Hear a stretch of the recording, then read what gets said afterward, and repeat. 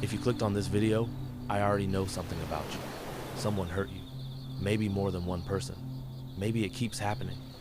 And right now, as you're watching this, it's probably late at night. You can't sleep. Your mind won't stop replaying the same scenes, the same conversations, the same moments where you should have seen it coming. I want you to know something before we go any further. You're not broken, you're not stupid, and you're definitely not alone.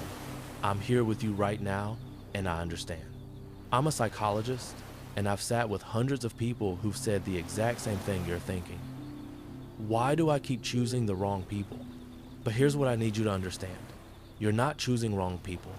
You're repeating a pattern. And that pattern, it was written long before you ever met any of these people who hurt you.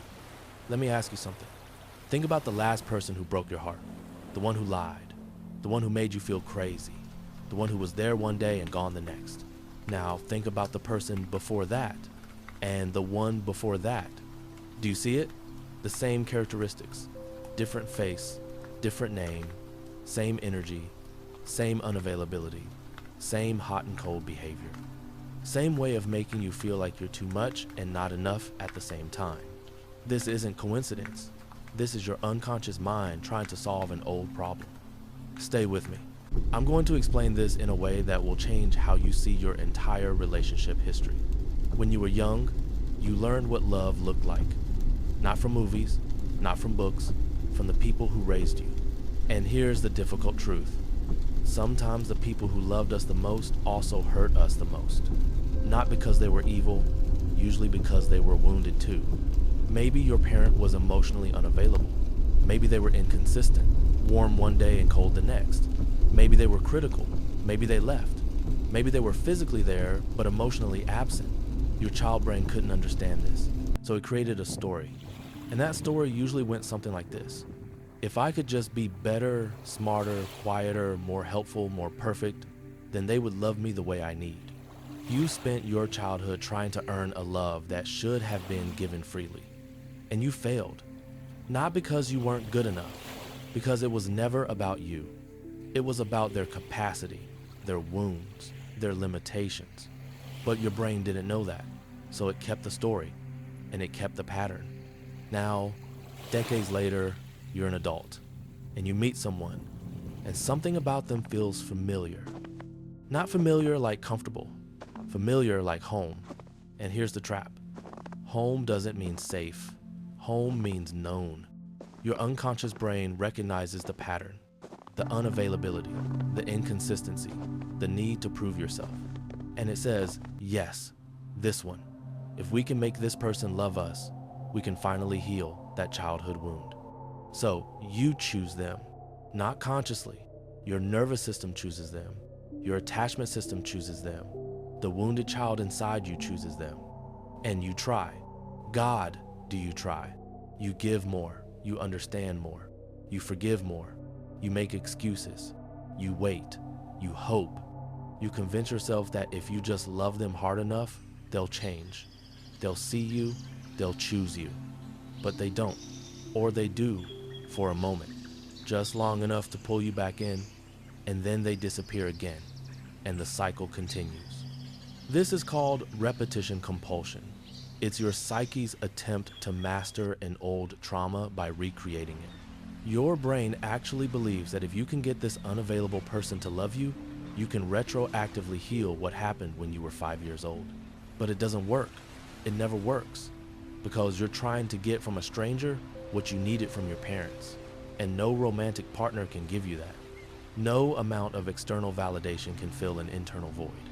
And this is why you can't sleep. Because part of you knows this. Part of you knows you're in the same pattern again. Part of you is exhausted from trying to earn love that's being offered conditionally, if at all. Your body is trying to tell you something. The insomnia, the anxiety, the knot in your stomach. That's not weakness. That's wisdom. That's your nervous system saying, this doesn't feel safe. This isn't right. But you override it. You tell yourself you're overthinking. You tell yourself to be more patient, more understanding. You silence your intuition because you're so afraid of being alone. You're so afraid that if you let this person go, you'll never find anyone else. Let me tell you about someone. Her name was Sarah. She came to my office 3 years ago. She was 34 years old, and she'd just ended her 4th serious relationship. Same pattern every time. She'd meet someone emotionally unavailable, someone who couldn't commit, someone who made her feel like she was always auditioning for the role of girlfriend. She was exhausted, she couldn't sleep, she couldn't eat, and she asked me the same question you're asking. What's wrong with me? Why do I keep choosing these people? We did the work. We traced the pattern back. Her father was an alcoholic. He was loving when he was sober, cold and cruel when he was drunk. She never knew which version she'd get, so she learned to read the room. She learned to manage his emotions. She learned to make herself small and useful. She learned that love was something you earned through perfect behavior. And then she grew up and dated men who were exactly like him, emotionally unpredictable, sometimes warm, sometimes cold. And she would work so hard to keep them happy, to keep them close, because her nervous system recognized this dynamic. When I explained this to her, she cried. Not sad tears, relief tears, because for the first time, her pattern made sense. She wasn't broken. She wasn't defective. She was just unconsciously trying to heal a wound in the only way her brain knew how. The turning point came when I asked her, what if you're not choosing wrong people? What if you're choosing wounded people? Because wounded is what feels like love to you. That question changed everything. Because once you see the pattern, you can't unsee it. Once you understand that you're not attracted to these people because they're right for you, but because they're familiar, you can start making different choices.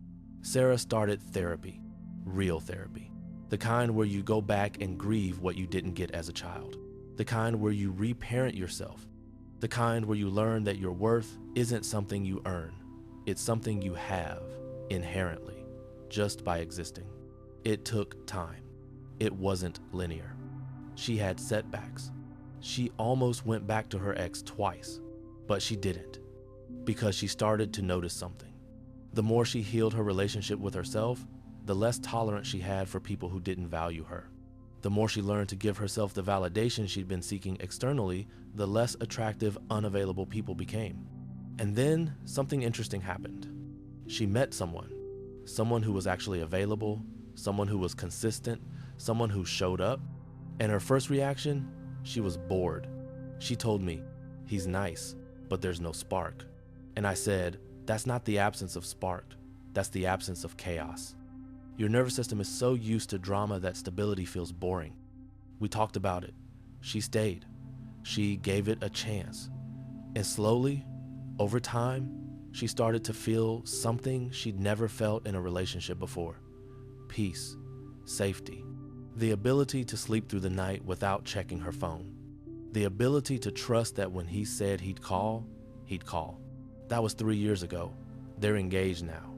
And she told me recently, I'm so grateful I didn't settle for another chaotic person just because chaos felt like passion. I'm telling you Sarah's story because I want you to know you can break this pattern, but you have to do the work. And the work isn't about finding the right person. The work is about healing the wound that keeps you attracted to the wrong people. So let me ask you again, why can't you sleep? Because your body is trying to protect you. Because your intuition is screaming at you. Because deep down, you know this person isn't right for you, but you're so afraid of being alone that you're willing to betray yourself to keep them. But here's what I need you to hear. Being alone is not the worst thing that can happen to you. Losing yourself trying to love someone who doesn't value you, that's worse. Spending years of your life waiting for someone to choose you, that's worse. Ignoring your intuition until you can't hear it anymore, that's worse. You deserve more than crumbs. You deserve more than inconsistency. You deserve someone who doesn't make you wonder where you stand. You deserve someone who shows up, not just when it's convenient, but when it's hard. But before you can attract that person, you have to become that person for yourself. You have to show up for yourself. You have to be consistent with yourself. You have to stop abandoning yourself every time someone else shows you attention. Here's what I want you to do tonight. After you finish watching this video, I want you to sit with yourself. No distractions, no phone, just you. And I want you to ask yourself 3 questions. 1, what did I not get as a child that I'm still trying to get from romantic partners? 2. What does this current person remind me of from my past? 3. If I loved myself the way I'm trying to get this person to love me, what would I do differently? Write down your answers. Don't edit them, don't judge them, just write. And then I want you to do something radical. I want you to imagine that the love you're seeking is already inside you. I want you to imagine that you don't need anyone to complete you because you're already whole. I know that sounds impossible right now. I know you feel broken, but you're not broken. You're wounded, and wounds can heal. The pattern can be broken, but it requires something difficult. It requires you to choose differently, even when different feels wrong. Even when your nervous system is screaming at you to go back to what's familiar, it requires you to sit in the discomfort of being alone until being alone becomes peaceful. It requires you to stop seeing solitude as a problem to be solved and start seeing it as an opportunity to know yourself. It requires you to stop chasing people who are running away and start becoming someone you don't want to run from. This is the work. This is the path. And yes, it's hard, but staying in the pattern, that's harder. Waking up in 5 years with the same wound, the same pattern, the same insomnia, that's harder. You clicked on this video for a reason. Part of you is ready. Part of you knows it's time to do this differently. I'm here to tell you, you can. You absolutely can. But you have to choose you first. You have to choose healing over familiarity.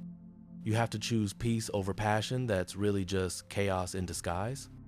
And when you do that, when you really do that, something magical happens. The right people start showing up. Not because you went looking for them, but because you became the kind of person who attracts healthy love. You're going to sleep tonight. Maybe not right away, but soon. Because you're going to start honoring what your body has been trying to tell you. You're going to start listening to your intuition instead of silencing it. You're going to start choosing yourself. And that, my friend, is when everything changes. You're not alone in this. I see you. I believe in you. And I know you have the strength to break this pattern. One choice at a time. One boundary at a time. One moment of choosing yourself at a time. You've got this.